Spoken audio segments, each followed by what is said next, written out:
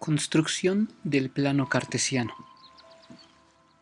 En esta presentación vamos a explicar el origen del plano cartesiano y daremos la notación, la terminología y los conceptos fundamentales para su posterior uso. Vamos a establecer en primer lugar que nuestro conocimiento previo nos trae a utilizar lo aprendido en términos de teoría de conjuntos y la construcción del conjunto de los números reales.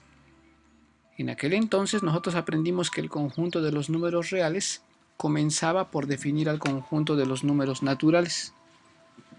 Ese conjunto de los famosos números de contar después vimos que tendría que ampliarse a un conjunto más amplio para poder realizar operaciones matemáticas, dando origen al conjunto Z o conjunto de los números enteros, donde están los enteros positivos, los enteros negativos y el cero.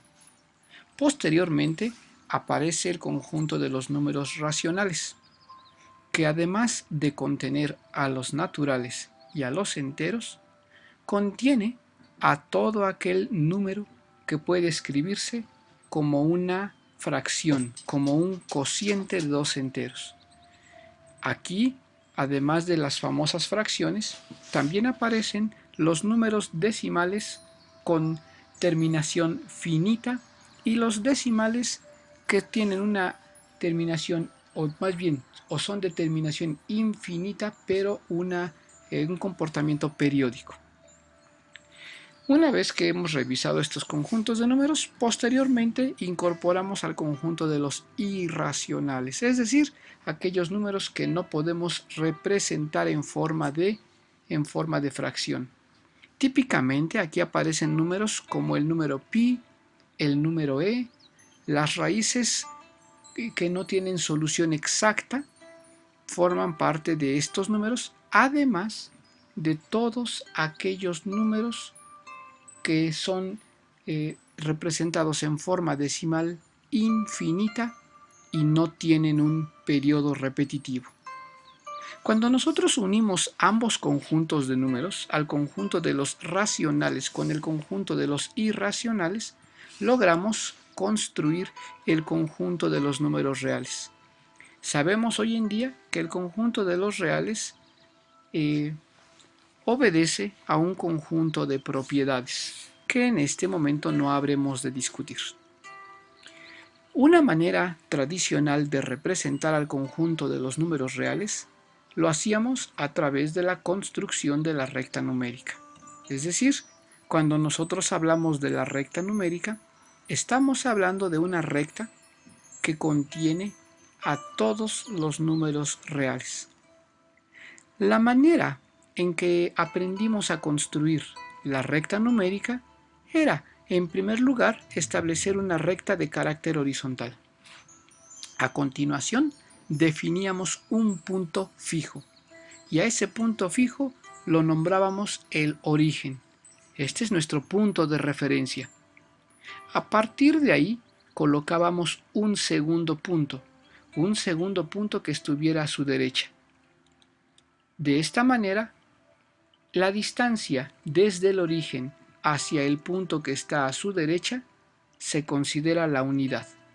En consecuencia, este segundo punto recibe por representación numérica al número 1. Así pues, hemos establecido que una longitud que va hacia la derecha será positiva y que nuestra unidad de medida está determinada por la longitud desde el origen hacia ese primer punto. De manera análoga, nosotros podemos establecer puntos para representar a los demás números, como es el caso clásico de los números enteros. En consecuencia, nosotros construimos una recta numérica donde podemos ubicar a los naturales, a los enteros, inclusive también a los racionales, y en algún instante podemos establecer algún mecanismo, alguna idea para representar a los números irracionales. La construcción del plano cartesiano establece este conocimiento. es decir, conocer la recta de los números reales. El plano cartesiano se construye a partir de dos rectas de números reales, que deben estar acomodadas de la siguiente forma. Una de las rectas perfectamente horizontal y la otra perfectamente vertical, es decir, son rectas que son perpendiculares entre sí. Número 2. Como cada recta contiene una escala y cada recta contiene su punto de referencia u origen, ambas rectas deben de estar acomodadas en forma perpendicular y de tal manera que el origen de cada una de ellas coincida con el otro. En otras palabras, ambas rectas se intersectan en el origen correspondiente. El plano cartesiano no es entonces otra cosa sino lo que se conoce como el producto cruz entre dos conjuntos de números, entre los conjuntos de números reales. Es por eso que el plano cartesiano, que es el producto cruz de R por R, también se le conoce como R2. R2 es la notación típicamente utilizada para referirnos al plano cartesiano. Ahora bien, para evitar confusión respecto de los ejes que han sido utilizados, en lugar de utilizar R para nombrar a cada uno de ellos, se ha establecido por convención que estos ejes reciban una representación particular. Así, el eje horizontal se le conoce como el eje X, mientras que el eje vertical es conocido como el eje Y. Hablar del eje horizontal o del eje X es sinónimo. De la misma manera, referirnos al eje vertical o al eje Y es correcto. Respecto del plano cartesiano, nosotros podemos ubicar en cualquiera de los 4 espacios que han sido definidos, podemos ubicar un punto. Resulta que cada punto en el plano cartesiano va a estar definido por un único par ordenado de coordenadas. Esta idea es muy importante. Cada punto del plano cartesiano estará definido por un único par ordenado de coordenadas.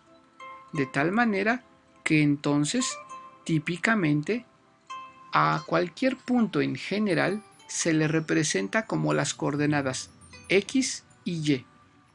Esto quiere decir que este par ordenado primero establece la coordenada con relación al eje X y posteriormente establece la coordenada con relación al eje Y. Así, este par se conoce como par de coordenadas o par ordenado de coordenadas. La coordenada X tiene un nombre particular. Se le conoce como abscisa. En términos formales, la abscisa no es otra cosa sino la distancia horizontal del punto respecto del eje Y. Es la distancia que separa el punto del eje Y, es decir, nos estamos refiriendo a esta distancia, que si nosotros vemos con cuidado, esa distancia es la misma que existe sobre el eje X. De la misma manera, Y, que es otra de las coordenadas, tiene un nombre particular. Se le conoce como ordenada.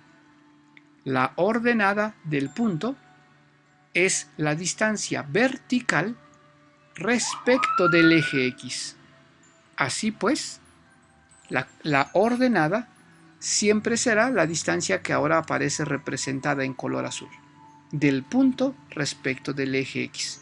Esa distancia, si observamos con cuidado, es exactamente la misma que la que está sobre el eje Y. Bien, si nosotros observamos, entonces al trazar estas distancias estamos formando un rectángulo. Es esta la razón por lo que a este par de coordenadas del plano cartesiano se les conoce como coordenadas rectangulares del punto. En lo general, podemos decir que para este caso, las coordenadas del punto son 3,2, la distancia al eje Y la distancia al eje X. Es habitual, es normal, que cada punto en el plano cartesiano se le nombre mediante el uso de una letra mayúscula, mientras que sus coordenadas se le definen mediante números o bien letras minúsculas. Por eso, en la teoría, en los libros de texto, es habitual que encontremos que un punto del plano cartesiano se le representa de manera general como el punto P de coordenadas X, Y. Es la manera general de referirnos a él, pero cualquier otra letra mayúscula se puede utilizar para representarlo. Y en lugar de usar las letras minúsculas X, Y, también se llegan a utilizar letras minúsculas como A y B. Anteriormente hemos establecido que, con relación al origen, todo punto que se mueve a la derecha del eje Y tendrá una longitud positiva. Por eso aparecen sobre el eje X los números positivos 1, 2 y sucesivamente, mientras que a la izquierda del eje Y la longitud se considera negativa. Por eso, sobre el eje X aparecen los números -1, -2 y sucesivamente. Igualmente, hemos establecido que todo punto que se encuentre por arriba del eje X tendrá una longitud positiva. Es decir, si observamos con cuidado, arriba del eje X y sobre el eje Y aparecen los números 1, 2 y sucesivamente, en tanto que abajo del eje X los números respecto del eje Y se consideran negativos, -1, -2 y sucesivamente. Si observamos con cuidado entonces, resulta que, con relación a los ejes, existen sentidos positivos y sentidos negativos. Bien, esta idea nos permite entonces establecer que en cada uno de los 4 espacios o de los cuadrantes podemos hacer combinaciones de los signos. En pocas palabras, podemos observar lo siguiente. En este primer cuadrante, los puntos tendrán coordenadas positiva en X y positiva en Y. En el cuadrante que está aquí junto, los puntos tendrán coordenada en X negativa y coordenada en Y positiva. En este otro cuadrante, los puntos tendrán ambas coordenadas negativas, mientras que en este cuadrante los puntos tendrán coordenada en X positiva, pero coordenada en Y negativa. De la misma manera, nosotros podemos numerar a cada uno de estos cuadrantes. La manera en que lo podemos hacer es mediante el siguiente proceso. Vamos a numerarlos en sentido contrario del movimiento de las manecillas de un reloj y vamos a comenzar en el cuadrante positivo, positivo.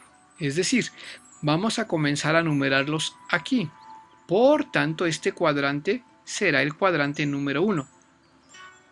Para encontrar quién es el cuadrante 2, nos vamos a mover en el sentido contrario de las manecillas del reloj, es decir, en este sentido.